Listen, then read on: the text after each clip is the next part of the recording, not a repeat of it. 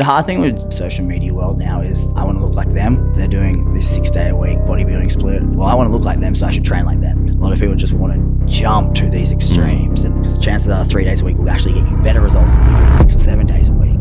Mark Carroll, one of the most in-demand fitness coaches in the world, helping you train, eat and learn your way toward a stronger, more confident version of yourself. If you're someone who has had a breakup, you've got low self-esteem and feeling lonely, and then you go do a challenge and in 8 weeks you lose 6-7 kilos, you go to the gym, you make new friends, you feel really good about yourself, you get stronger. To me, that's a million times more valuable than winning $5 cash. Yeah. You know, but the idea of fast results sounds great, but it comes at a cost. So that's why, again, with everything I do, it's like, all right, cool, we'll do aggressive, as you said, cool, but then what's our exit strategy? What's our plan after that? The heart of your marketing is creating kind of fake problems. If you eat this is killing you. This one study showed this, and it's like you create that fear that you don't actually need it, but now the marketing is so good from these people that, oh, I must have this because now I've got this problem I'm not aware of. It's even like the hip dips. It's like this fake problem to make me feel bad. Finding ways to make you feel worse to then have a special program to solve that.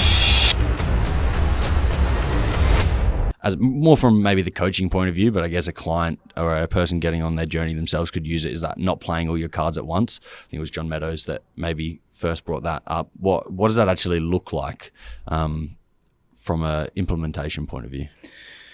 Yeah, good question. I haven't answered this one in a while, so I like that one. Basically, the concept was there's two ways to look at it.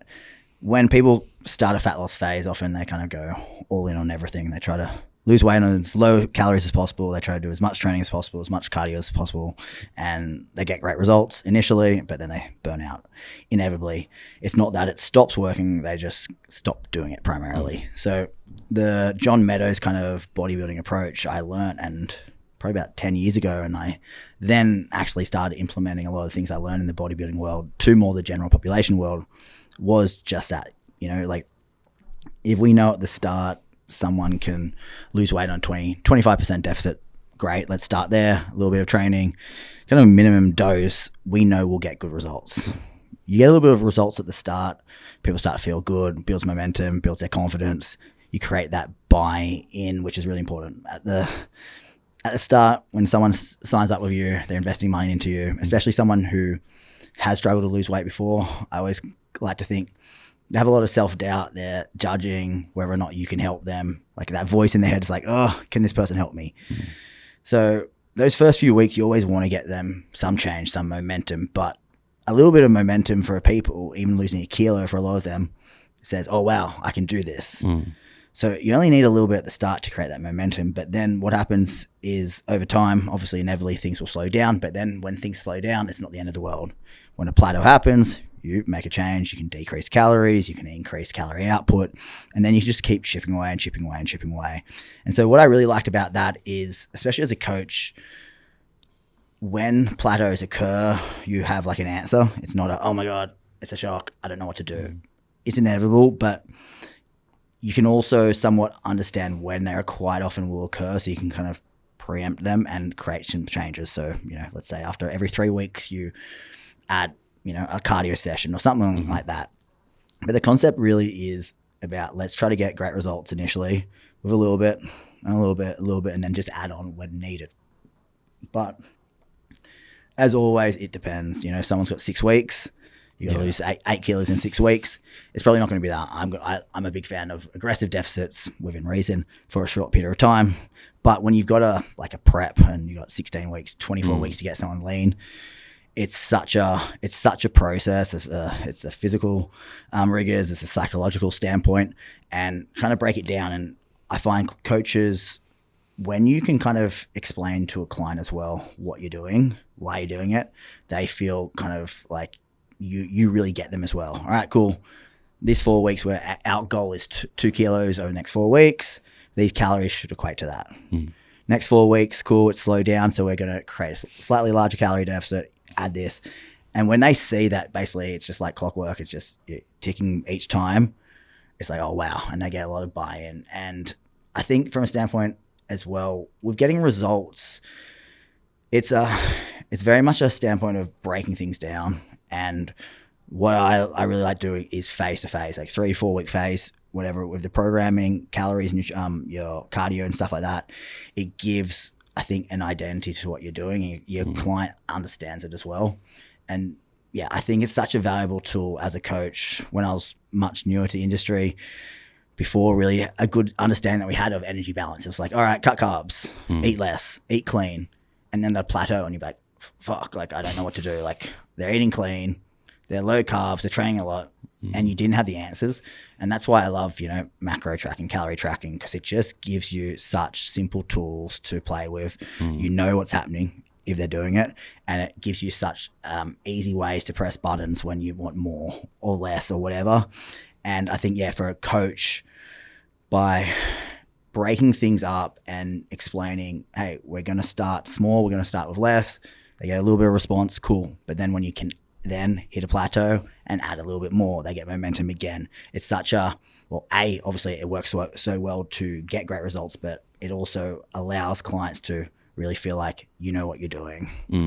And I guess then if you had like someone that came to you and they're like, my wedding's in 6 weeks, that's where you throw the kitchen sink at it and you kind of like go for it a little bit more. And then you might, then post-wedding, get them back and be like, all right, now we need to go back to what we probably would have done before, sort of thing. It's like, well, they're going to be disappointed if you don't get them to that goal, because that's kind of why whether it's slightly unrealistic, is you can go a little bit more with it, but then you could start to go back and go through some of these more long-term techniques with them after that, event. Yeah, something I'll say is that when I got into the kind of the challenge game, 5 years ago, I noticed like a lot of people would do a challenge like, let's do a calorie deficit. Let's put everyone on 1,500 calories or 1,300 calories. They'll just generic meal plans. There's no real reason. And something I think I was one of the first to do in that world was, because it was very influency, and the better coaches back then were like, I'm not going to do, challenges and stuff like that. But what I did back then was, it was primarily 8-week challenges. And my big thing was, how much weight do you want to lose in the 8 weeks? It's not just, I want to lose weight. Well, let's identify it. If you want to lose 3 kilos, then your calorie deficit needs to be quite different. If you want to lose 5-6 kilos or 8 kilos. So it's just understanding, what's the time frame? How much do you want to lose, and when do you want to lose it by? And obviously just reverse engineering it back from there. And so obviously if you have 8 kilos to lose in 8 weeks, slow and steady wins the race approach is probably not going to be the answer to some degree. And it's just something that you need to be communicated to. But unfortunately, like my last challenge I actually did, it was a 6-week one, something different. And people go, an aggressive deficit. We had the option for there. It sounds great to everyone, especially people who are new to fitness, until they start to do an aggressive deficit. So a lot of times, some people, the idea of fast results sounds great, but it comes at a cost. So that's why, again, with everything I do, it's like, all right, cool, we do aggressive, as you said, cool, but then what's our exit strategy? What's our plan after the plan?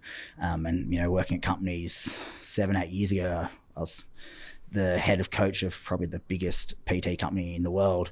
I won't say them because they sued me, but they when I left, they were known for incredible results, like absolutely insane results. But then their clientele was very much, let's get incredible results, and then after my 12 weeks, leave, like the job's done.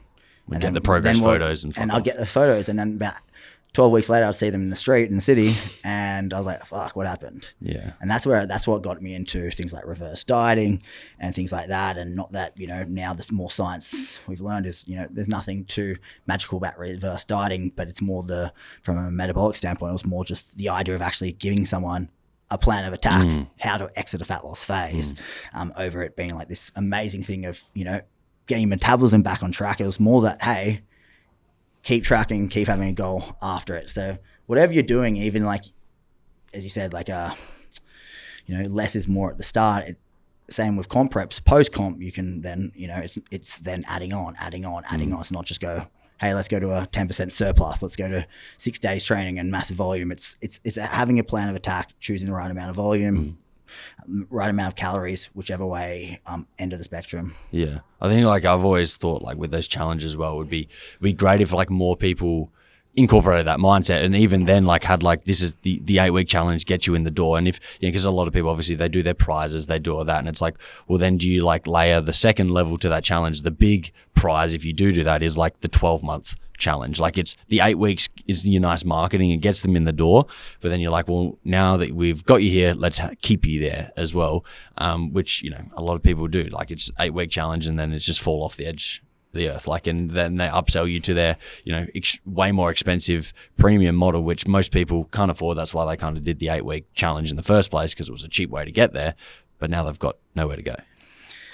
Yeah, the challenge model is hard. Like that was the first thing I did. Like I didn't want to do like a cash prize, but it was such a big thing. Everyone's doing cash prize. So, you know, I did the, you know, 5K USD, like 7.5K. Like I've given away, I think, over 150K in cash prizes the last few years. And it was one of those things that it's like when people join, they're always, oh, is it too late to win? It's like, yeah, well, it is, but are you joining to win? Like, you know, you've got 3,500 people joined in this 8-week challenge. Do you want to win the prize, or is it if you can't, you know, oh, so I don't want to join, I'm 2 days too late to join. I'm like, you can still join and change your life in the next 8 weeks and learn all the education. And so, yeah, it's funny that cash prize actually, from a marketing standpoint, a lot of people don't care, but a lot of people do. Yeah. But it's funny, the people who actually normally win, almost every single time the people who win I found were like, had no care at all. Interesting. Yeah. They just did it because they just followed the plan. Like, oh, cool. Thanks, Mark. I won. Yeah. I didn't really need the money. It wasn't like, oh my God, the people who actually were like, oh my, I need the money. They're so crazy about it at the start are the ones who actually kind of got burnt out. I think, you know, they don't do it well, but it's fine. The winners are often like, oh, cool. Thanks. I was just trying to do something. I just followed the plan. Yeah. So I feel like it's become like this, it's just a norm sort of thing, is that people, because then I guess if you don't put a money or a prize at the end of it, then people kind of go, I might do the other one. Like that. So yeah, we dropped our cash prize recently because I just wanted to see what happened, and nothing really changed in signups, interestingly. Yeah. But I just wanted to see if that could be less of a selling point and more just, hey, let's get great results. Let's learn. I put heaps of, 10 hours more of education or something into the last challenge, and that was the push. I wanted to see how that would go. So yeah, it depends. And yeah, but it's just like anything. You give a prize or something. Yeah. It still makes people be like, oh, wow. So it's just basic marketing. A bit more of a thrill. Yeah, but it works to some degree, but you just hope people are doing it for the right reason. And a lot of people's like, to me, obviously, if you're someone who has had, a breakup and you've got low self-esteem and feeling lonely and no confidence, and you go do a challenge and in 8 weeks you lose 6-7 kilos, you go to the gym, you make new friends, you feel really good about yourself, you get stronger, you now have the self-esteem to go back out and date again and stuff like that. To me, that's a million times more valuable than winning 5K cash. Yeah. But again, everyone's different. Which I think comes to the point of like reframing, I guess, some like goals and how you're measuring your progress in the gym as well. That's the challenge of challenges as well, is they're very much kind of like, this is what you look like at the start, this is what you look like at the end. Not like, well, how do you feel? Like, are you going from not being able to leave the house to now being able to leave the house? Did you, stop, ghosting people when you lined up that first date and now you're actually doing it? Like those sort of questions, like are hard to portray in a progress is shown and whoever is winning is based on what you look like before and after. But just in a general sense, that's how people should be attacking their progress a little bit more, as like performance based. How do I feel? Is my everyday life easier? All those sort of things. And looking better will kind of be a byproduct of that as well.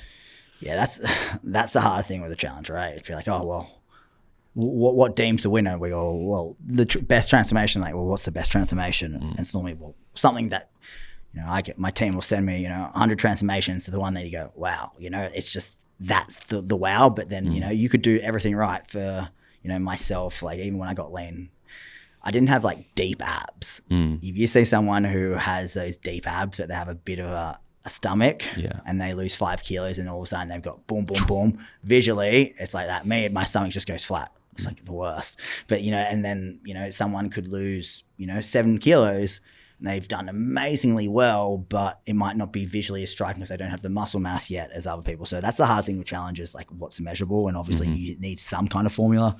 But like you said, that doesn't mean necessarily that person feels better mentally. No. Doesn't mean they've done it necessarily the right way, or you don't know what they've done. Obviously, it's just one metric. But that's always been kind of the back of your mind. It's like, how can you go, all right, well, the challenge winner is the person who feels the best. It's like, well, everyone goes, I feel better. Yeah, I feel better. I'm amazing. So that's the hard thing. Yeah, definitely.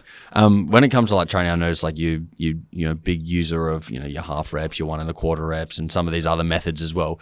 Where does that come along the line? Is that something that should be used with, like, people should be implementing from early days, like past the beginner stage of technique's good and all that, and now they should be incorporating, or a coach should be incorporating some of those methods, or they become more of an advanced later down the journey sort of thing to progressively overload? I've kind of changed my mind over the years. A lot of the things I've done, like my background was kind of like a Charles Poliquin strength days and clean health days, and had a lot of like world-class mentors in more the strength world. And that's where my principles I kind of learned from the strength world, I took to more the bodybuilding world, where instead of doing 3 rep squats and 1 rep squats and wave loads, it's more 4 to 8 reps kind of stuff to still get the hypertrophy adaptations. And whether it's tempo, like, well, definitely everyone uses tempo, but eccentrics and pauses, and as you said, like advanced techniques, they all have a place. And the way I look at it is, even now we look at hypertrophy adaptations. We can get them from 3 reps, 15 reps, 20 reps technically. I find the way the science is coming out, it also makes things really boring. Be like, well, just do 8 reps. Just take a set to failure, do 2 sets of everything, 8 reps. And it starts to get really boring. So to me, there's a balance between, something that's going to lead to adaptations, but also enjoyable, and things that have a clear-cut identity. So for me, my programs these days are, I like doing different reps phases, good undulating periodization where you might do higher reps, lower reps, but each phase has a clear-cut identity, and you're always trying to get better. You're always, trying to get stronger for reps, whatever the rep range is.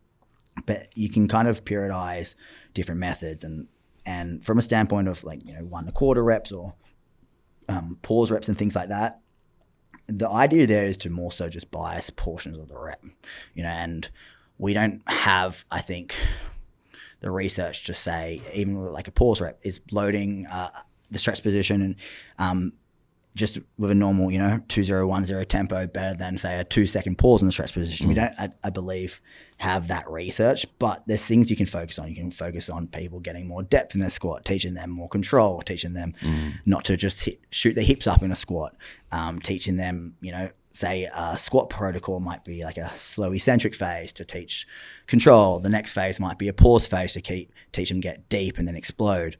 The third phase might be a 1 1/4 phase to have a bit more velocity. You've done that slow pause phase, and now we want to be a bit more dynamic. So the 1 1/4 rep is to teach them to be now come out of that pause with a bit more velocity. And then the final phase of a squat phase is more just trying to express that strength. No real tempo, 2 0 1 0, boom, boom, boom. So there's lots of progressions to everything. And the fun thing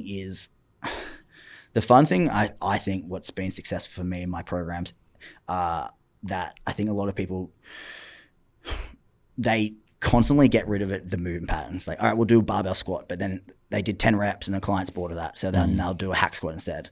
For me, by manipulating variables like tempo or, 1/4 reps or the rep range, you can do the same movement pattern over and over and over. And that's where people get better and better and better, but you can focus on different things. And all of a sudden you give a client a 5 0 1 0 squat versus then a 1 1/4 squat. They're still doing the same squat movement pattern, but they're focusing on different things, and it feels like a totally different exercise, and they're enjoying it. They're looking forward to it. They see as well fast adaptations when you do a new tempo phase. They do a new 1 1/4 phase. They haven't done that before. All of a sudden they do that, and it's like, oh wow, they notice fast progression. And that way you can get a lot out of it.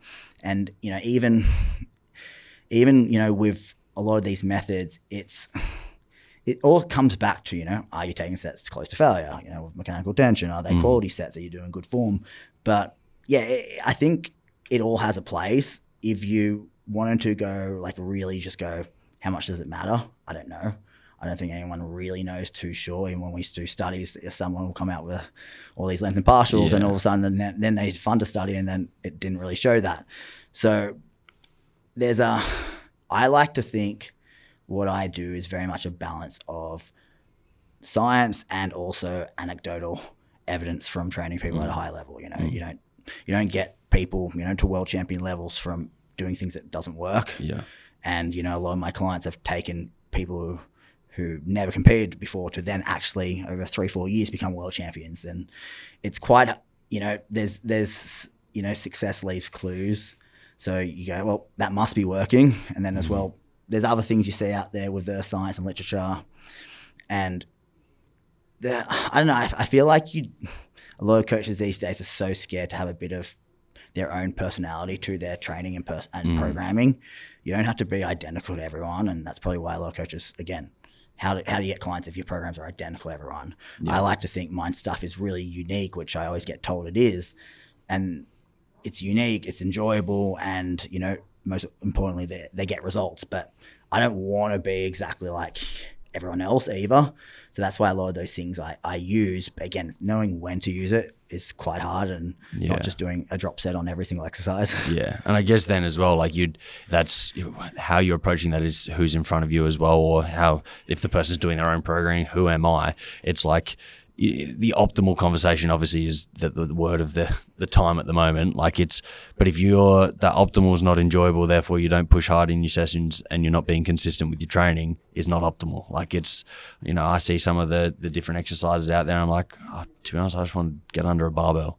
You know, like it's, sure, there may be better ways of doing it, but like that's how I show up every day. And so to me, that works. And I think, like to your point there, like the anecdotal side of things and the psychology side of it, versus that might, for a Gen Pop, you kind of maybe lean towards just being a bit more accepting of the psychological side of it away from the optimal research. But if you're wanting to be a world champion, then you might be like, hey, there's going to be an element of, hey, you just got to suck it up sometimes. Like, you don't like it? Well, do you want to win? Like, what's the priority here, enjoyment or winning as well? Yeah, it's knowing when to use things as well, like where they're in the phase. Sometimes, you know, 4 or 6 weeks out from a comp, it's just boring basics. All right, let's be methodical. You know, someone's in a building phase, more calories, you can play with a bit more fun things. You got more calories to help you recover and whatnot. So there's a time and a place. And it's funny though, like for me, the way I love to program for people is the way I kind of forced myself to train years ago when I was always injured. When I was my most jacked, I would have been 100 times bigger and more successful if I had have then actually took a more of approach that a lot of people do these days of, hey, you don't have to barbell squat. You could just hack squat. You know, you can just do a split squat. But the way I love to program is off the things I often can't do because I've had so many injuries and my mobility is terrible. But that's why I love training women. You know, most women I train can do a perfect squat and looks great, you know, and they move really, really well. But for myself, the N1 education, Kasim Hansen style, has been more useful for me with my own training because I'm just so limited with things. And so machine-based stuff and barbell work requires often, you know, you have good mobility to get in these good end ranges. So it's very much, you know, there's so many ways to get results, and it's right finding the right way. And even for me, the way I love to literally train my clients is probably not even appropriate for me at the moment with all my injuries, which is a funny thing. But the last few months, I've, you know, got myself back in better shape despite all my injuries, literally just doing the crappiest machines at basic gym. And I do the same thing over and over, but like I'm doing like almost the full stack on leg curl and the press machine. I just do the same stuff, but add weight. And for me, I'd rather do something that's a bit boring and know I can do it that doesn't hurt rather than, you know, try all these elaborate things. Yeah. Well, then if you're feeling crap, like your body's broken, you're not going to be there in 2 days' time literally either. So I've just tried to force things, and now I'm like, all right, well, if this is what I need to do, then so be it. It's not the priority anymore really to be jacked and shredded. I'd love to be, who wouldn't? But it's definitely not the priority right now compared to what it was years ago. Fingers crossed, maybe things go full circle in a couple of years. I love it, man. I miss that feeling where you felt really good, and it's been coming back a little bit. It's funny, but yeah, but then man, I look all right. But then I'll see an old photo of myself and I'm like, oh, fuck. Which is a challenging game, that whole comparison game, not just to others, then to yourself as well, isn't it? Like you got to be really in that moment, understanding of what's going on right now to why maybe I can't be what I used to be.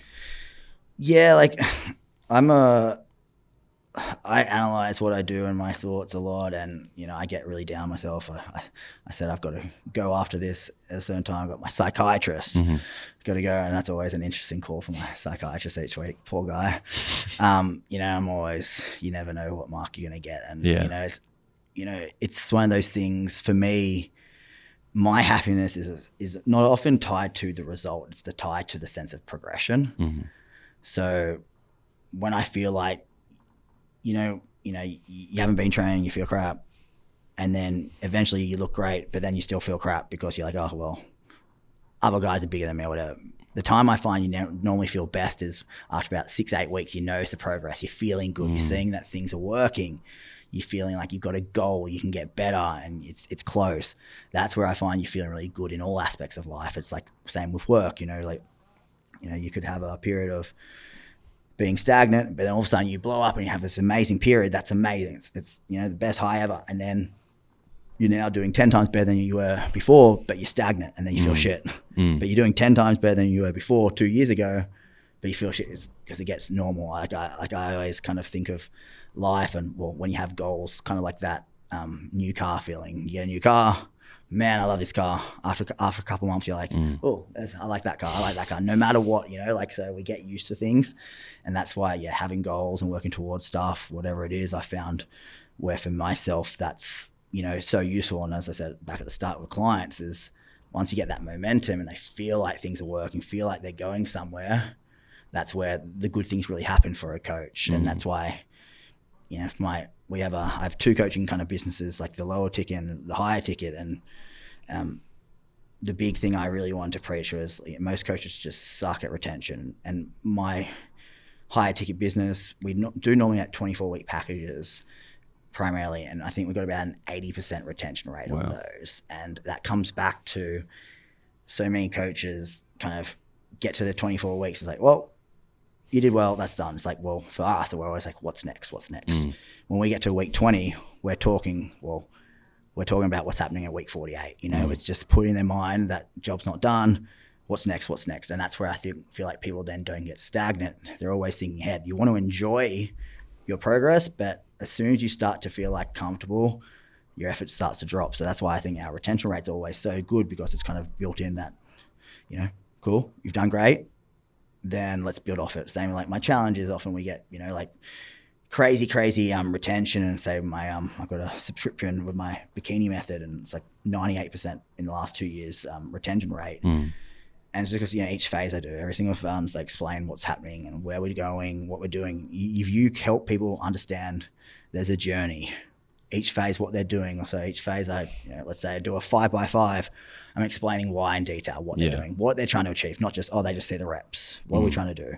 We do a 3 times 12 to 15 phase. What are we trying to do? And people, I think, love to know that there's a plan, there's a method to the madness, there's a plan, and what they're doing is going to take them somewhere.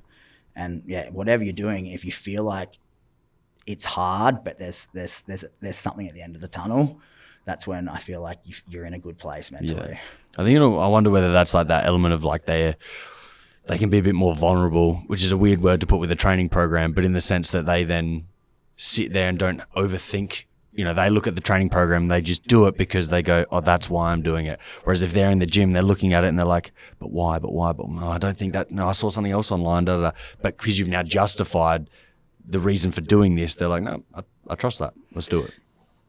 I actually 100% agree with that. It's like, I'll use myself as an example. Is that, for the last couple of years with all my injuries, I'm like, all right, I'm going to test this exercise.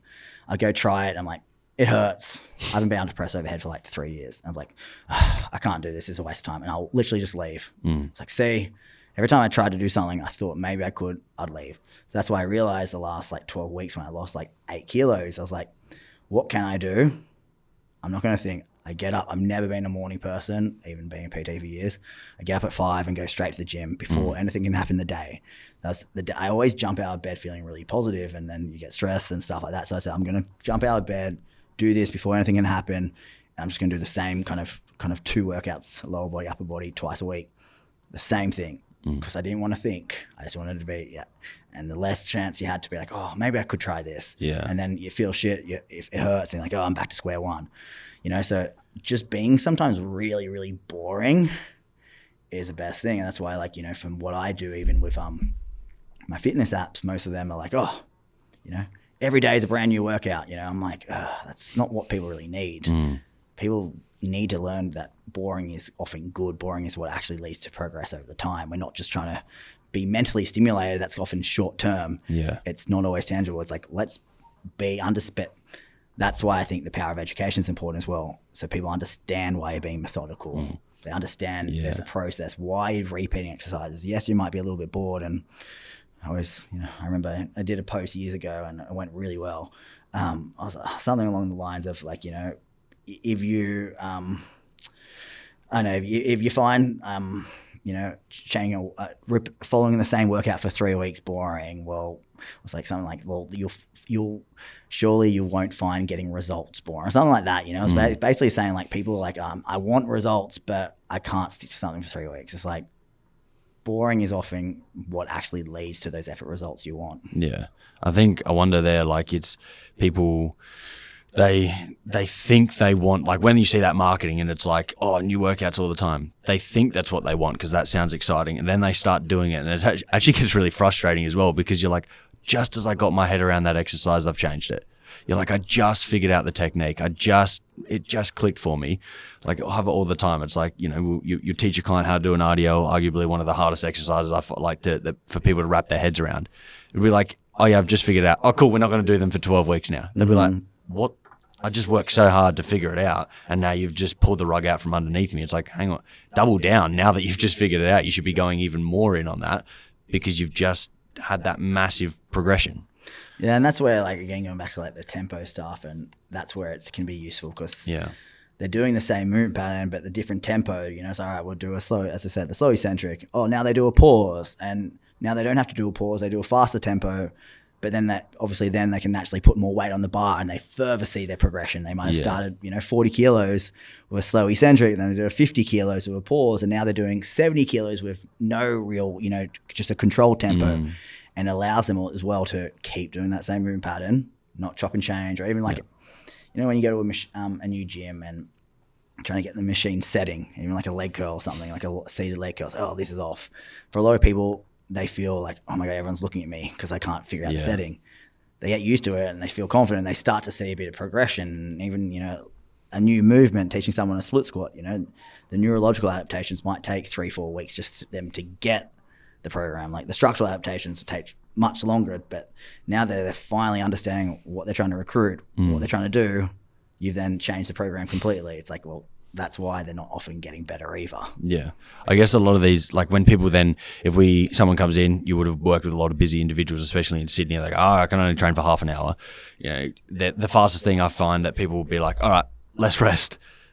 Start to do that HIIT style of training, which I know you're not a huge fan of. Obviously, that like I always say to people, work hard, rest hard. You got to do both. How then would you look at structuring like a 30-minute workout or a shorter workout compared to the optimal to make sure that people are still getting the most out of it from a muscle building strength point of view? It's funny. Like everything I generally call out as things that I've done as well. Like I remember like 9 years ago, I'd like make someone do a squat and then they'll do something, and medicine ball carry down, the street and up and back and stuff like. So everything I've done, like people think, oh, you hate on everyone. It's like, well, no, I often, it's like, it's my own learning, we've all been there. It's like, and you learn from it. But in terms of, like short on time, it's where, things like antagonist partnerships, so you're doing upper lower or opposing muscle groups as true antagonists, push pull, quads, hamstrings, etc. like that is really useful to improve the density. So density, get more work per unit of time. And so basically, do a set of leg press for your quads, and then you have 60 seconds off, and then do a lying leg curl, 60 seconds off, back and forth. So one's working, the other is resting. That's always the most effective time. The only thing is it's hard often to do it at a commercial gym. So when I used to work at places like Clean Health and stuff like that, at a private gym, I could do whatever the fuck I wanted, so it was amazing there. But then you can still do that. It's just about choosing the exercise correctly. And sometimes as well, like, with your client, well, what's your gym layout like? Can they do a squat and then walk to the leg curl? Or are they doing it peak hour and the leg curl's up a different level?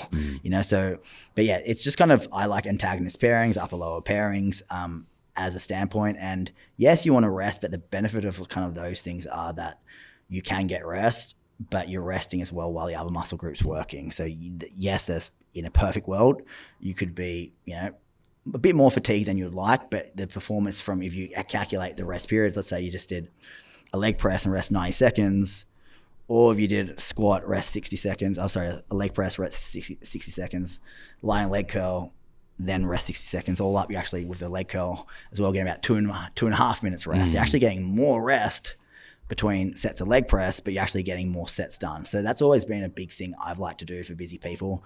And again, it's, obviously it's prioritizing what do they need. You can kind of go bang for buck, but that's where, again, if people are stressed for time, is it best to give them, if they're a barbell squat where it takes them 15 minutes to warm up? Yeah. Could they just do something a bit more easy to get up to a heavier working set, which doesn't require as much, mobility and stuff like that? That's my partner Lauren, that's the one thing she hates when she does strength training, is that we're doing low rep squats. It means she's in the gym forever. Yeah. So it's inefficient time when you got a baby to try and, warm up for 20 real actual working sets. So it's choosing the right program. That's why, again, machine based or higher reps can be a bit more effective and, kind of straight into it. So there's a lot of options with it, but again, for me, it's generally, upper lower pairings, a whole body, shorten time. And, even that, yes, it's, again, there's optimal, but then there's a lot better than not doing anything, and there's a lot better than bad. And people don't realize that, doing majority of things will work to some extent. That you see some horrendous trainers get great results. It's often in spite of what they're doing, but they're doing something. So for a lot of people, I think too many people, even like, I get messages from people like, oh, Mark, I'm desperate for results and I really want to work with you, but what's your training split? I only want to do this training split. I'm like, well, why? I like this training split. I'm like, well, do you want better results? Do you want my methods, or do you want to do what you're doing? And so if people get caught up in too many things that don't matter either. Yeah.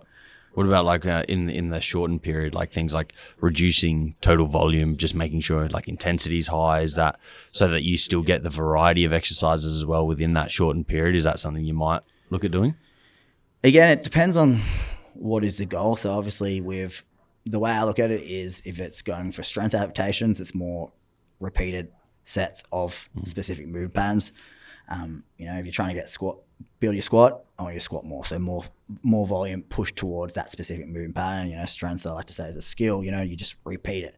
So there's more exposures to that. So if that's the focus, you might do 4 sets of squats and then 2 sets of leg curl, 2 sets of additional whatever lower body movements, and even just one really hard working set of like a walking lunge or something. But then if it's more hypertrophy adaptations, then yes, definitely.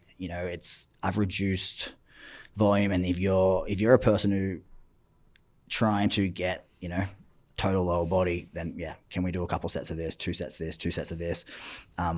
Obviously you can push volume where you want it, but these days are definitely shy towards more, let's get at least a couple sets, and even just even some of the programs are right, just 1 set, because everyone hates lunges, so I often just say 1 set walking lunges.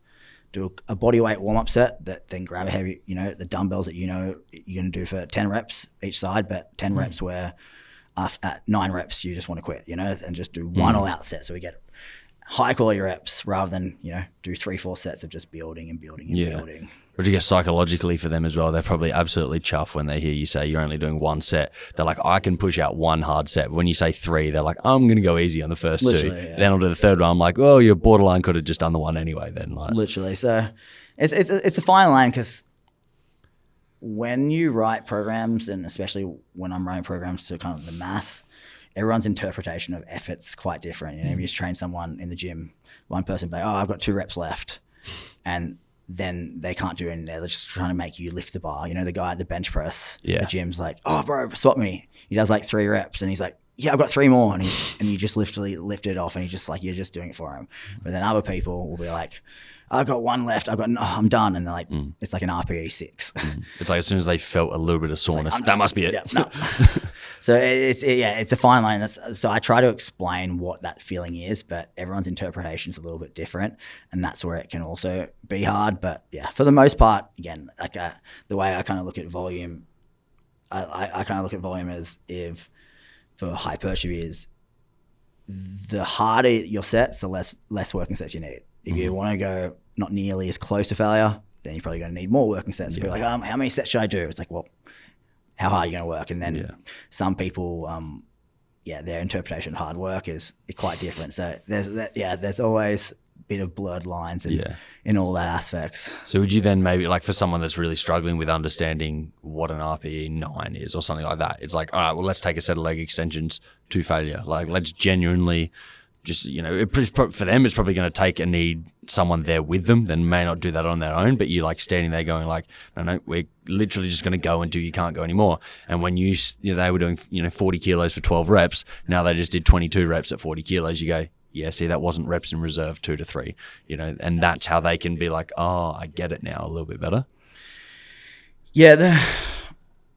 The thing with like pushing to failure, and I find is that obviously it's exercise specific. You get someone with deadlift, like what are we trying to do? Are we really just wanting to grind and grind and grind? Or are we trying to nail just absolute perfect form? So I find it's kind of getting across which exercise to really push hard. Like again, when we talked about drop sets or rest pause method or partials, you're probably not going to go partials, at the end of a conventional set of 6 reps, but then say seated leg curl or whatever is a bit more safe. And then obviously that's where machines are good because you can obviously fail safely and give more confidence. But I find as well though these days there's a difference between taking a set to good failure of 10 good reps and then they just do the most horrendous things where they're just doing everything but. So like these days everyone kind of talks about length and partials to extend the set, and I like them, but it's funny because kind of years ago, the way I used to kind of teach it, I remember I had to post like 5-6 years on it, talking about like cheat reps, how like, you see, say on a bicep curl, barbell bicep curl, people would then, when they can't do any more proper full range of motion, then they'll swing up and they use everything but their biceps. Where I did a post like 6 years ago saying, well, let's just do the range of motion you can. Let's just go, if I can't do a full rep, can I take it up to 90 degrees? Then can we take it up to 45 degrees of that and then 30 degrees? So that was my thing of cheat reps was basically length and partials, what they are now, but they weren't it was just doing as much as you could. It's like I can't get up to all the way up, but if I could get to here, cool. I could get to here and just keep extending the set that way. And so now the whole length and partials kind of stuff has come up a lot. Which I like because it kind of explains that you're trying to extend the set with the actual muscle. You're not, a lot of people cheat, but they're using everything but to extend the set. Can we make it? It shouldn't be easier. Like to me, a cheat rep you're cheating from a standpoint of not using the full range of motion, but you're using the range of motion you still have available. Yeah.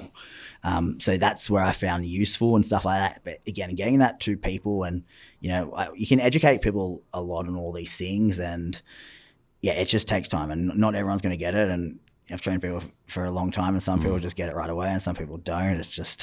It's not always the easiest, especially RPE and stuff like that.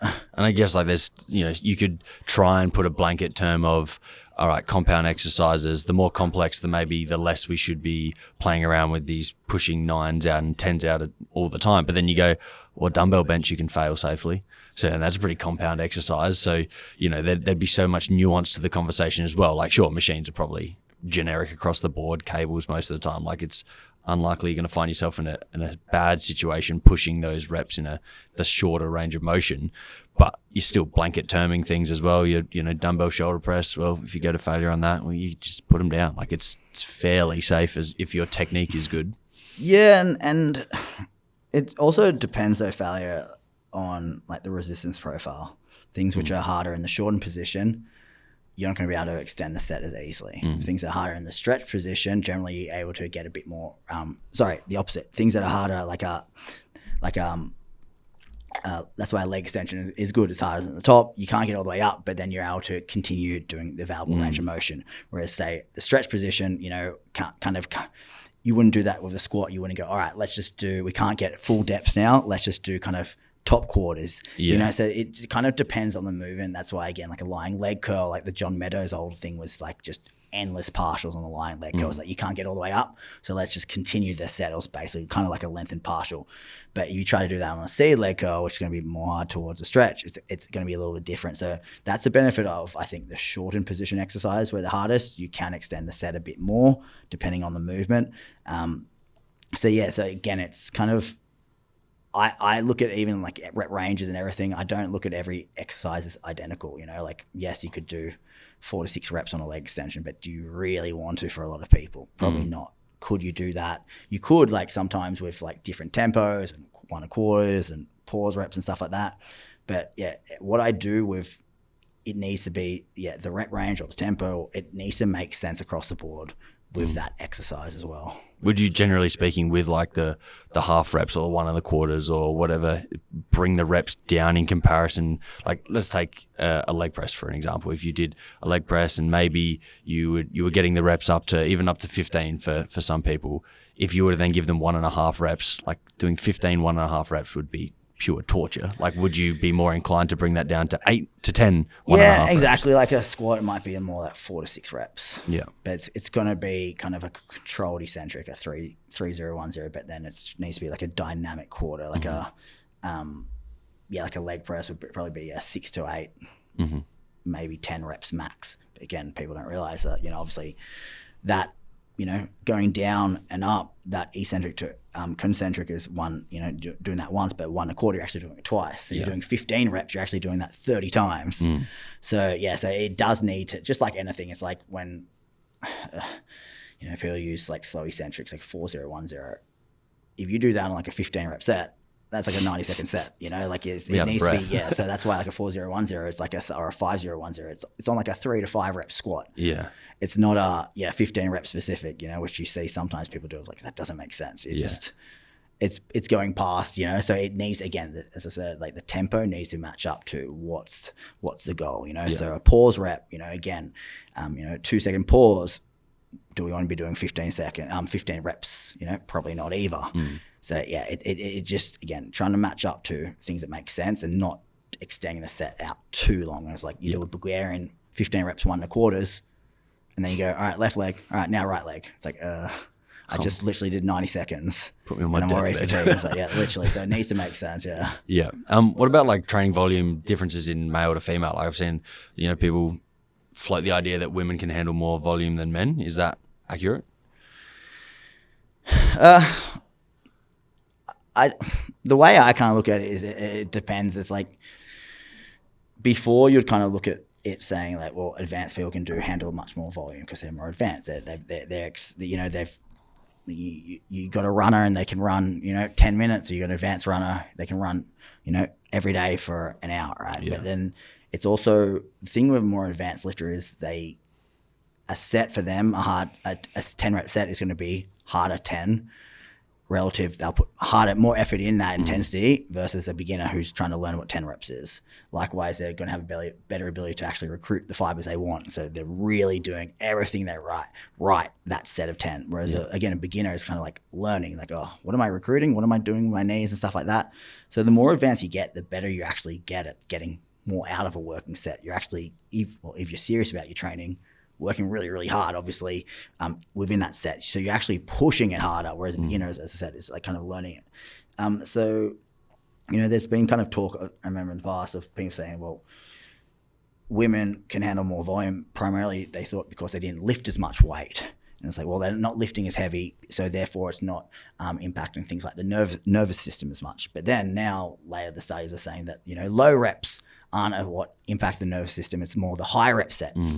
It's just be like, oh, you got nervous system fatigue from 3 reps, but now it's actually the higher rep sets actually cause more fatigue in the body, which is interesting. So I think that kind of somewhat dismisses it. So the way I look at volume is just, what do people need? So it's my lower body volume for a woman will be much more than a male, and why? Because a male primarily their focus is quads, hamstrings, and calves.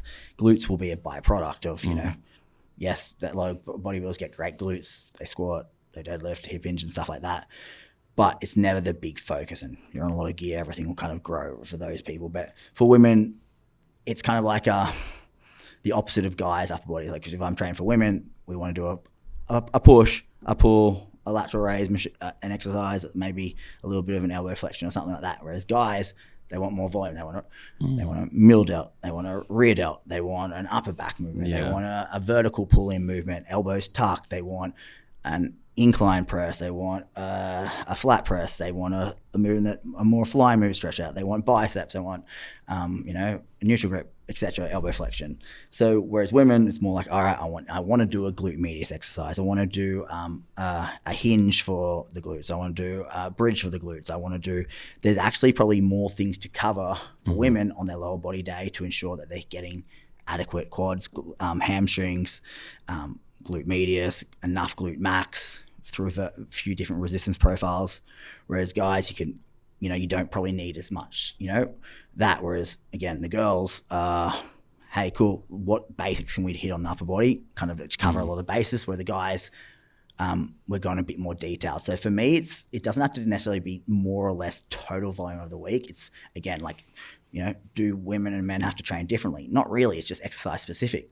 If I had a guy and one of my friends years ago, one of my gay friends, it was like, oh, I've got my graphs, I want to grow my glutes.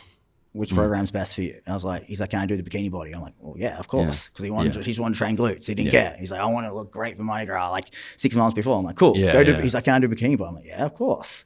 It wasn't like, it's just the biasing. It's biasing the training volume to what you want to grow. Yeah. I think though, there comes at a level that, there's nutrition, obviously helps recovery. There's sleep, helps recovery. It's like, how much volume do you need? That's the big thing, is that I have decreased my training volume over the last few years, more and more and more, just because, for a variety of reasons. But yeah, I think more and more, which is a good thing, we can get really good results for most people with less. But it's also hard when people are so used to going to the gym every single day. Even myself, when I was trying to get back in shape, it's like, oh, I've got good momentum. I don't not want to go to the gym in case I lose that momentum. Yeah. And so you get in that like it's such a positive place, but it can also be a somewhat negative place where you're like, I have to go, I have to do something. And often when you're in the zone and people are finally getting some wins, like, oh, you have to rest. I can get great results doing three days a week, and they're so used to doing 5 days a week. That's when it can also be hard with managing the volume as well. You have to rather than for most people, they struggle to get to the gym. For you struggle to stay away from the gym, sort of thing. Yeah, and that's why these days, on my lower body days for women, for example, we'll do 3 lower body days. You can do 3 or they can do 2, but we the 2 is more working sets than the 3. The 3 or the 2 can actually be quite the same volume. It's just the 2 days will be a bit longer sessions. Yeah. We're still getting similar volume. It's just, well, what's your preference? Yeah. So do you want to train 3 days a week? Do you want to, for lower body, do you want to do 2? We can still get the same amount of volume. Yeah, you could look at the pros and cons of, more volume on 2 days means you're a bit more fatigued, or the other days means doing 3 days, less fatigued at the back end of that session, but then less recovery days outside. There's pros and cons of everything, but again, how much does it matter? I'm not too sure. Yeah. And I guess for the most part, a lot of that is fitting into lifestyle as well. I imagine, you would work with massively Gen Pop still as well. So these people aren't necessarily doing this as a career. So they would look at that, 2 or 3 days and be like, 2, because I can't get to the gym that often. Or they, other people might go, I can get there often, just can't go for long. I've only got an hour in between dropping this kid off and then going to work or something like that. Yeah, I think the hard thing with Gen Pop, though, I think really with the social media world now is they go, hey, I haven't been going to the gym. I want to look like them. They're doing this 6 day a week bodybuilding split, one body part a week, they're on copious amounts of gear. They're trained for 15 years. Well, I want to look like them, so I should train like them, Success leaves clues. So if they're doing that, I should do that. So again, that's the harder thing I found, is that a lot of people want to kind of, you went to school, you start kindergarten, work your way through.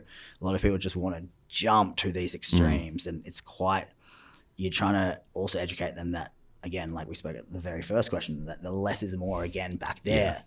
Like, let's get as much as we can. Let's milk it for all it's worth 3 days a week. Because the chances are 3 days a week will actually get you better results than you do in 6 or 7 days a week. And, you can look at as well, like from a standpoint of psychological standpoint, if a lot of people go, hey, like I've got really 3 days a week to train realistically. But then they try to do a 5 day a week program.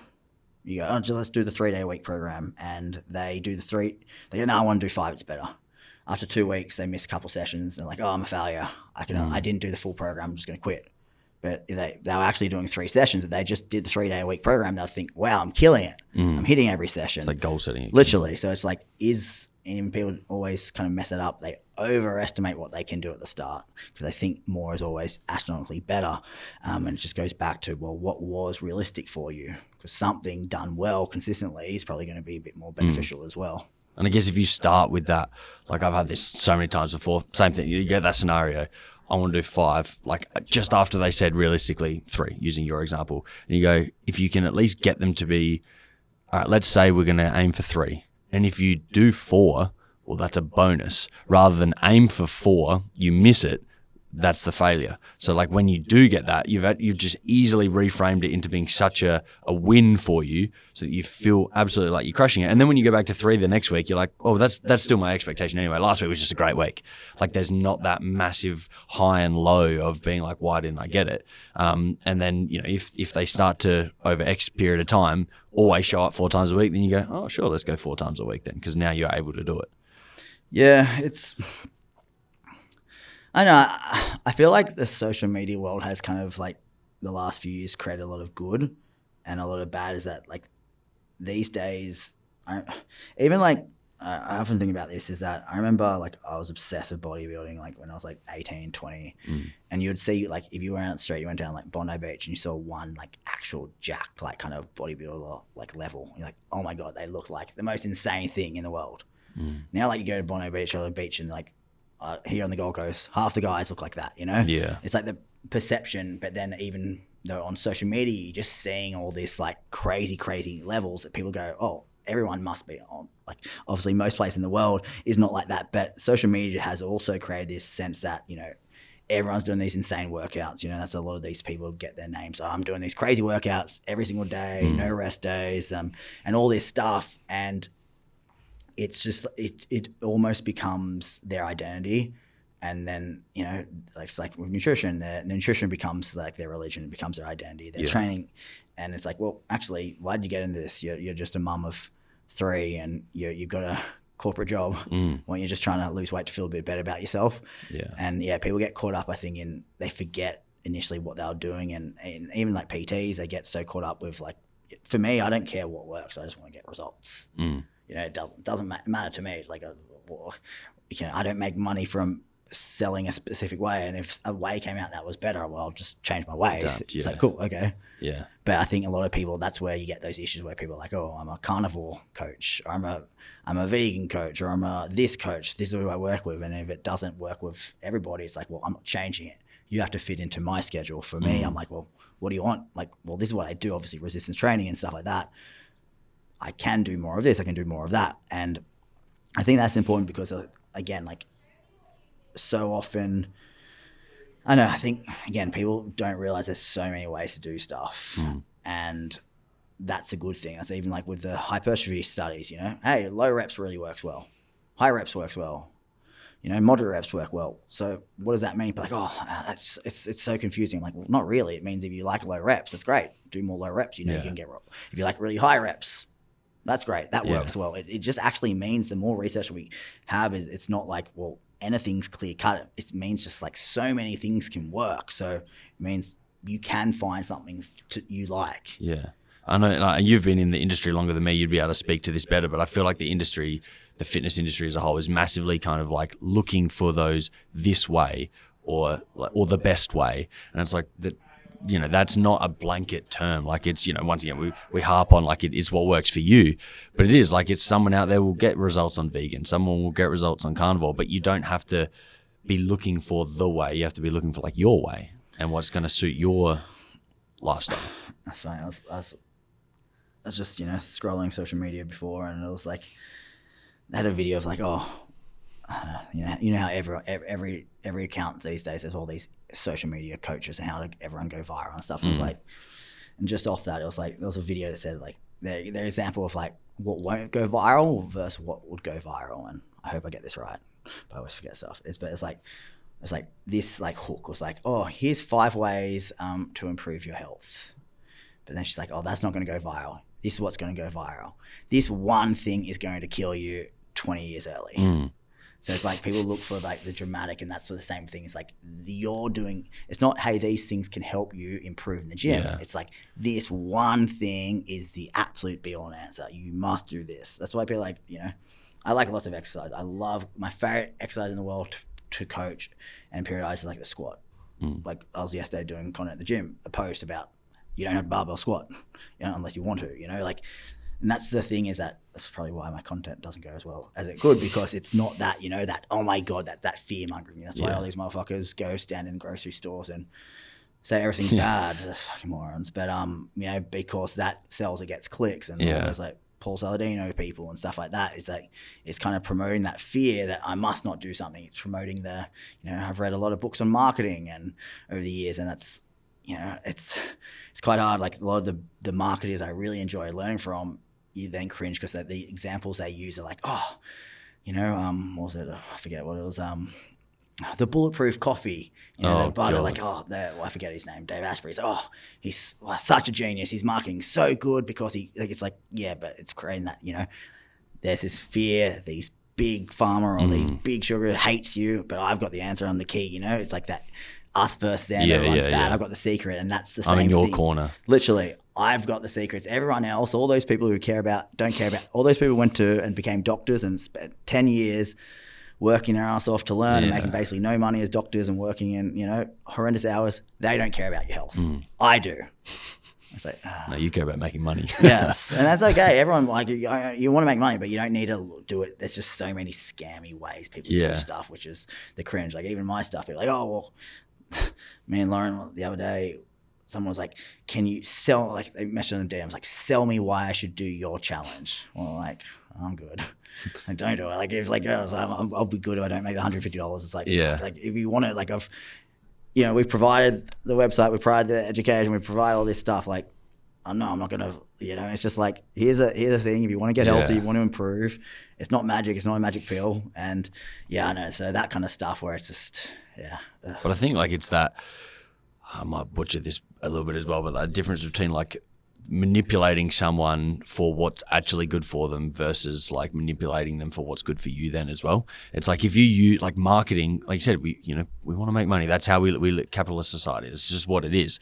But if you're using your marketing and then genuinely giving a good product that's genuinely helping someone, well then that type of manipulation is okay, because you're like, I'm actually helping them. This is what they need. But the manipulation in the case of the fear mongering and selling them this bullshit, it's like, that is negative manipulation. Like you are purely doing that for your own pockets. Yeah. One of the things in like marketing, like your product, your service, it's kind of like, all right, who's my desired client, my avatar, who's there, what benefits does my program have? But it's like, well, what's the benefits? What's the features? But then they need to obviously tie up to the person's pain points. And, like, well, I want to lose weight because, I want to feel better for my wedding in 12 weeks. So it's like, well, there's your pain points. So if you want to lose weight, I do that. We do calories, macros, etc. But a lot of the harder core marketing is creating kind of fake problems. If you eat this is killing you, and this, because this one study showed this, and it's like you create that fear that there's not an actual problem. You don't even you don't actually need it, but now the marketing's so good from these people that you go, oh, I must have this because now I've got this problem I'm not aware of it. It's even like the what's that called? I'm just at a blank. Hip dips. It's like, how can you make women? It's like, I didn't know what hip dips were. I was coaching, women for like 4 or 5 years just on glutes, and I never heard of hip dips. And people kept messaging me about that. I'm like, what's that? And Lauren's like, oh, I just heard what that is. It's like this fake problem to make women feel bad to then go, here's my hip dip program. It's like, what? Like, it's just, again, finding ways to make you feel worse to then have a special program to solve that, Yeah, which, for women listening, it's a you're born that way, sort of thing. Like the Literally. distance between the hip, like It's you just know, your like bone anatomy. It's unfortunately is what it is, you know. So, and that's even, you know, like with you know, that's one of the things that kind of I found hard with the comp prep world when I was primarily doing it. I had great clients, but I'd get messages from girls, I want to look like Lauren Simpson and stuff. Like, oh, cool, but like, not everyone's going to do that, you know. Lauren obviously trains religiously hard and did it for years, and you know, and then you'd get I could help a woman go, you know, she'd hire me. She was 6th previously, and that gives me a year, and she wins a comp, wins an Australian title, or whatever. Amazing. But then another girl could have come 35th, and then you help them go from 35th to 11th. Then you've done even better with them, but then like I feel like a failure because I didn't win. Yeah, you didn't make me win like Lauren Simpson. I'm like, well, yeah, but I improved you 25 places. okay, much better. But it's just like, well, I can't change your structure. I can't change. You know, it's a genetic standpoint. It's like, you know, and that's one of the hard things is people also get caught up is that they just think in the physique world, if I train hard, I'm going to be a bodybuilder. It's like, well, no, not exactly. You can be the best you, as cliche as it sounds, but you have a genetic cap. Even if, you know, the bodybuilders on gear and stuff, not everyone's going to be Ronnie Coleman. Well, it's like, you know, like I could train basketball my whole life. I won't be LeBron James because I'm 5'11". I'm not fucking almost 7 foot tall, giant, massive hands. Like I couldn't hold the ball. They hold the ball and throw it around like there's no tomorrow. Like but when it comes to like, because we see these people so much, I think online, and maybe because like, I don't know, they're not put quite on that pedestal that like an NBA basketball player is. Like we see that as being almost like close to touch. Like you said in the gym the other day, you got all these like influencers and everyone, well, trying to be influencers, everyone's filming on a tripod. There's low barrier to entry to try and become that person. Therefore they assume they can also a low barrier to entry and to get the outcome. But what you don't realize is there's so many factors at play there, and of which most of them you can't control. And this small amount you can control, like you said, you can do your best in there, but it's probably not going to be enough. Like I'm never going to be Chris Bumstead. It just wouldn't happen. I'm not him. Yeah, and so even like, popularity, you know, like the whole popularity thing is like, why do some, you know, even singers, why do some singers make it, you know, like, are they the best singer, you know? No, like, you know, how it's just like, you know, a lot of it's just, you know, the best actors and stuff is like, this guy the best actor, probably not, you know, like a lot of the best actors they say are like in doing like theater in like New York and London and stuff, but they're not, you know, don't become box office stars, you know, in a Marvel movie. So there's many aspects to everything, man, but yeah, it's just hard, but these days I think more than ever because everyone, it's just so in your face. And even like with social media, everyone's acting like they're winning all the time, you know, and that's why even for me, like I'm always like, oh, like you want to show you good stuff, but it's hard because I don't want to be that person. It's like, oh God, they got it so easy or something. That's why I always try to be really negative at times, sometimes too much, because it's like, hey, I want to show people it's a balance, you know, because so many people think, oh God, their life's so good. And one of our friends, I want to say like one of the biggest name coaches in the world, very, very famous person, his partner used to be really jealous of like the life like Lauren and I had. This was years ago. And this was a super successful person and like, oh, their life's like, you know, they thought it was just, they didn't. And he's like, do you realize how hard like Mark and Lauren work and what they do and all their stuff? Like, you know, Mark writes everything, you know, like I think people just get this different perception of things and they don't see the struggle and how hard and how stressful it is. Like, yeah, so it's just hard because it's so in your face. Everybody's winning. Most people aren't posting them getting, you know, losing, other than those girls who put a camera down and right, time to cry. Yeah. And you're like, well, I feel like you're just good at acting. Maybe you should go to Hollywood. Wait, it's out. Yeah. But I think it's good. Like I know as someone going through my journey, like I said to you with the business I'm trying to work on as well, like following someone like yourself, even though like the fitness content you put out is not necessarily what I'm looking at as from a personal perspective to implement myself. I look at like your personal journey and find that really refreshing to see because I'm like, oh, cool, okay. You know, when I'm having one of those days where just nothing's fucking working, you know, I've just done 12 hours and I feel like I've got absolutely nowhere. And then you know, a bit of social media and, you know, Mark puts something up about a struggle or whatever. I'm like, oh, he's human too. That's really cool because like for me, I looked at, you know, what you've built and I'm like, that's incredible. That's amazing. That's something to aspire to. But then you're like, oh, he's still human. And that like you can easily miss that if all you ever did was post your cars, post all this and, you know, post this amazing lifestyle. Even the little things of like, you're doing your workouts and your dog's freaking munching on your hat, stuff like that. You kind of go, oh, you really, there's people behind these profiles, but just not many people are willing to open that side, which I can understand. But I think if people realize the impact it could have on people, they might want to try and do it a little bit more as well.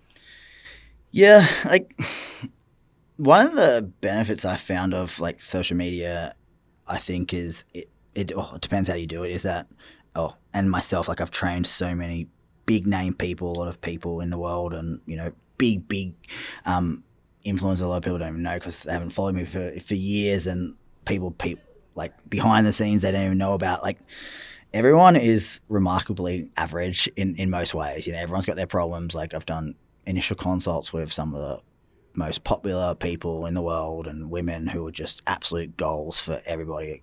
Different women all over the world, millions of followers, people making incredible amounts of money. And every time I do a consult with them, I feel shit about this. I'm so unhappy about this. Oh, I just want to lose this part. Oh, I've got this shoot. I'm freaking out about these people, killing it, like absolute goals for everyone. And their initial consult has the same like pain as someone else. And I think people, one of the questions I hate when people are like, oh, who's your favorite celebrity? I'm like, I don't give a fuck. Like, everyone's like, no one's that special. When even like a couple months ago, my friend Lane Norton, one of the best coaches in the world, he was staying with us, and the first day he was here, he went down and stayed, saw Chris Hemsworth down here at Byron, and he just hung out with Chris Hemsworth for the day, and he just came home and was like, how's your day? He's like, yeah, Chris was cool. It was just chilled, just a normal person. It's like, oh, cool. Anything set interesting? I was like, no, we just hung out. I was like, okay, cool. Like, Chris Hemsworth, one of the most popular people, is like, oh wow, like, he's like the most normal person ever. Like people forget that and that's the hard thing, in many ways. But I think that's why social media can also be good. Like, what's kind of driven me is, I know there's kind of two types of people. Like when people see someone else doing better than them, there's one type of person who go, they're a cheater, I hate them, they must be scamming people, or they must have done something, it's all bullshit and it's not my fault. Or for me, whenever I've seen someone do better than me, which is always, I'm like, oh, well, what are they doing? What can I learn from them? If they can do it, I can do it. It's like, well, if they can find a way to win that big, well, what can I learn from that? It doesn't make me go, oh, fuck, like, I suck, even though sometimes you do feel like that. But it's like, well, guess what? Like, if they can do it, it's possible. So I can go to another level. I might not be able to do their level, but it shows you that it can, there's better things you can do. There's more answers.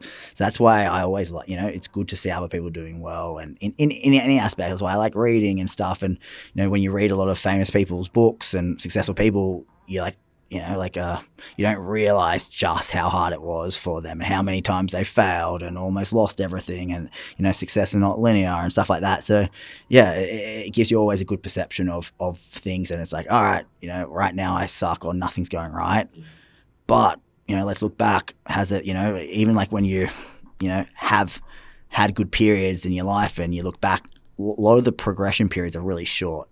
It's like you do this massive jump and then you're stagnant for a few years and there's massive jump, but you have to, actually kind of have to become a different person. You can't just always go up. You need to learn, and each kind of level creates another type of person you need to become. Each kind of the problem gets bigger and harder to solve, and it's learning new ways, and so whatever worked before doesn't always work. So you're kind of also reinventing yourself, your mindset. For me, at the moment now, it's more about growing businesses, and growing businesses involves my dreaded thing of hiring more people. So I need more people, more people to do what I need to do. So now it's not just about me and managing a couple of people. It's managing a bigger team, managing different personalities, and all this stuff.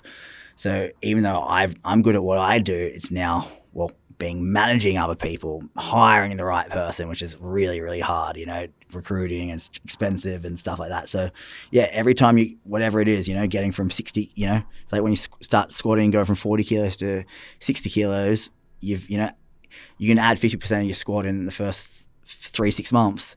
You get to 100 kilos, you're adding 50% of your squat to 150 can take 3 years. It's just, the bigger the problem, it gets harder harder to solve and more tiring, but if you stick at it often, you can.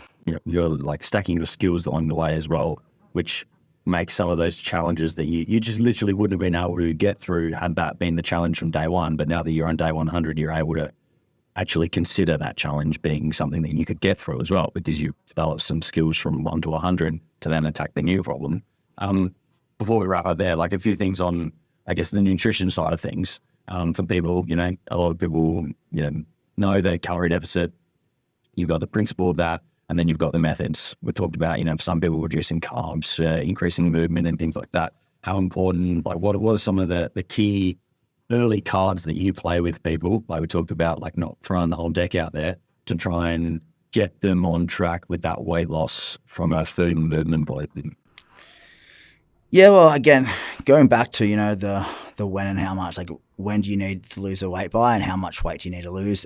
Once you have that time frame, it can kind of give you the basis of what to do there. And then, once I kind of work out, reverse engineer how much weight they want to lose, obviously creating calorie deficit for me, the most simple kind of way, you look at protein, let's say 2 grams to 2.5 grams. Again, I normally go higher end than most people because I'm generally working 1-to-1 with more advanced very lean people.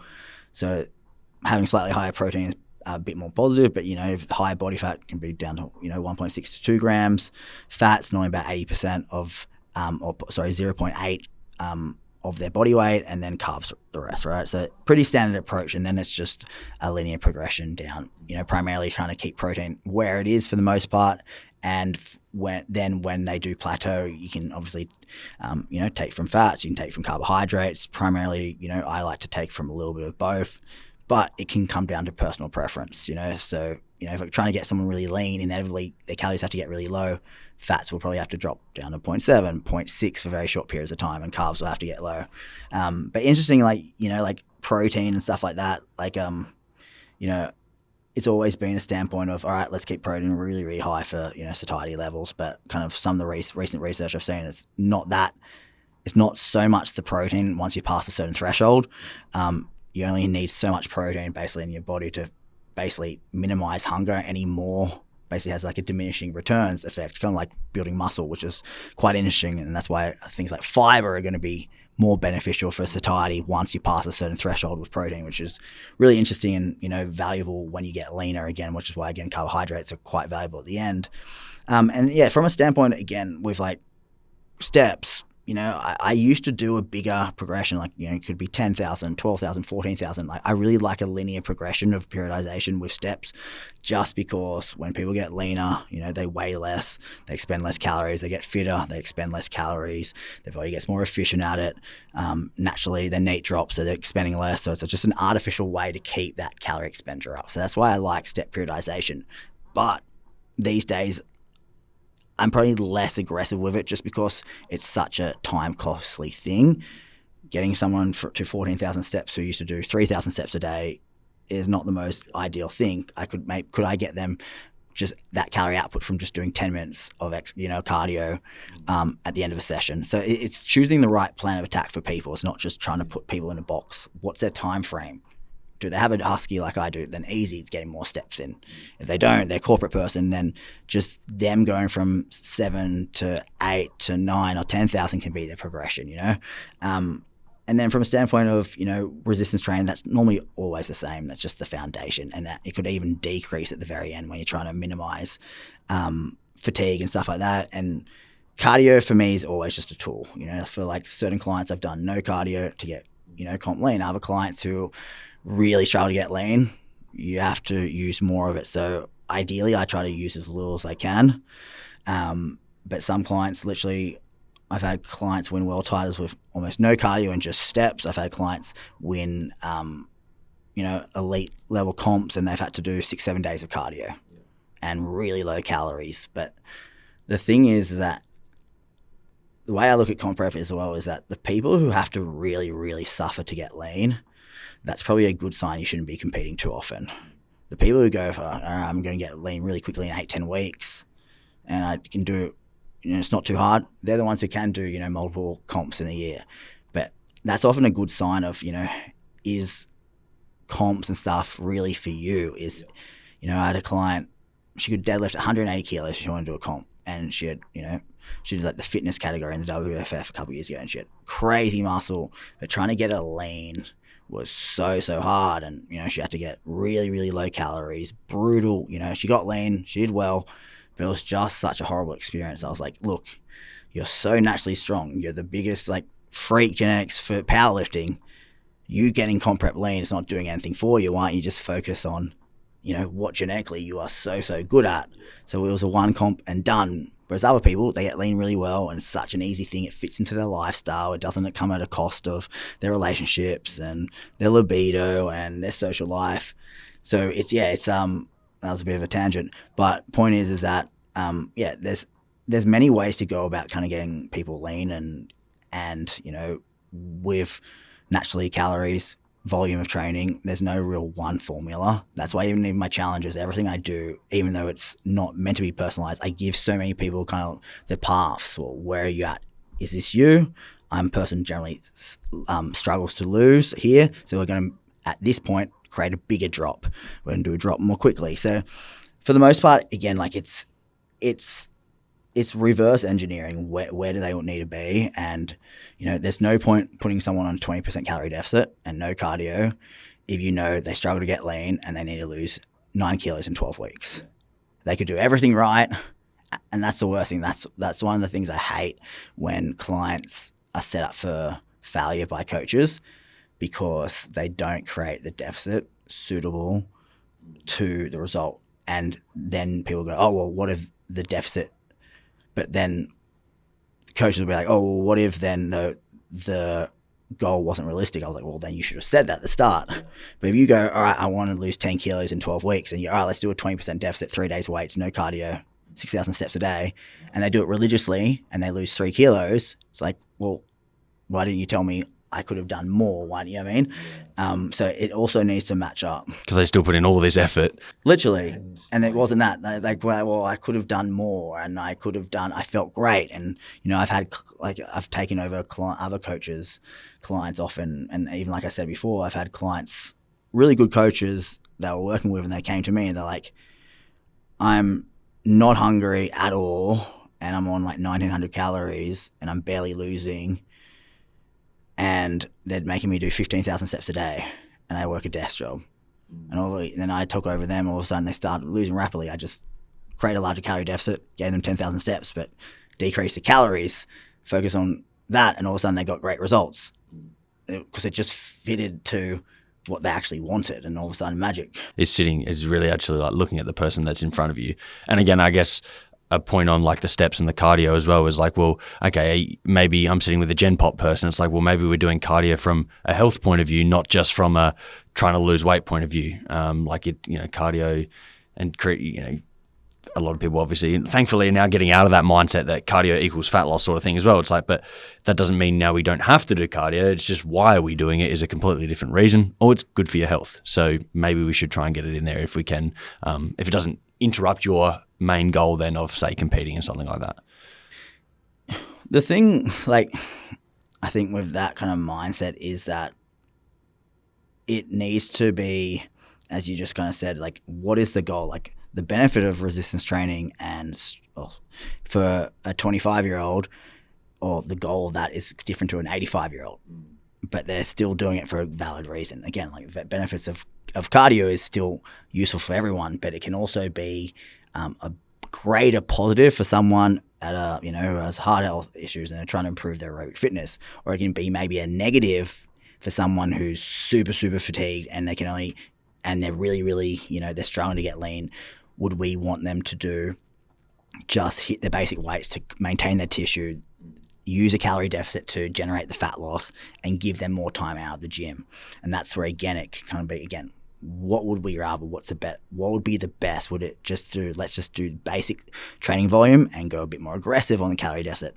Other people, I know, again, you give them a little bit of cardio and they get hungrier and they go, oh fuck, I want to eat more. So it's funny, like, when you get people lean and then go really, really lean, you see the differences in people's responses to things, how they feel, and you learn a lot. So that's why, again, like, training people initially get that momentum with Gen Pop. The benefit is everything works. They stick to it. Even as I said, you can see terrible coaches give them stupid stuff and they get great results initially because they just gave them something that ended up fitting into their, creating calorie deficit, etc. And they moved and stuff. But that's why, again, the more advanced you get with a client, the more the personalized aspects of all these variables. Like I said, I could train 2 girls. Like I often use this post. I trained 2 girls and they both won their shows. They both started in the same comp. They both started about 60 kilos or something. One of them, I think, had to get down to like 1,050 calories, and she got down to like 52 or 53 or something like that. Like it was like an 8 kilo drop. And the other girl got down to like 52, 53. And they both started on like 2,200. So one went from 2,200 to like, I think it was 1,100. The other one went from 2,200 to like 1,800, the start of their cut. So one of them just breezed right through. Yeah. Didn't have to do anything. She was getting lean too quickly. And they started the same weight, the same kind of look, but it's just their body's response to one was a bit more, efficient. They had to respond differently. But that's where if you just had, all right, this is my method, everyone does this, then the girl who was getting too lean on, say, 1,600 calories would have just been crashed and burned. So actually increasing the calories because she didn't need to. So that's why, again, like it's quite interesting. You learn a lot more about, people's physiology and stuff like that when you work with higher level people, because a lot of the basis of general population is more than anything, it's just adherence. Or are they being trustworthy? Literally adherence. Are you actually eating that? Are you actually eating that much? Are you actually going to the gym? Did you actually do that? Whereas advanced people, ideally, majority of them, when they're seeking out high levels, they're doing everything. It's also actually even holding them back from doing even more. And that's sometimes the hard thing as well. Which is interesting. I guess that's a whole path. One thing that's similar to the training, like you said, with yourself as well. But just looking at the time, though, I imagine you've got places to be, Mark. But I really appreciate it. I know there's a lot of value in there for both men and women, probably women specifically as well. But thank you. My pleasure.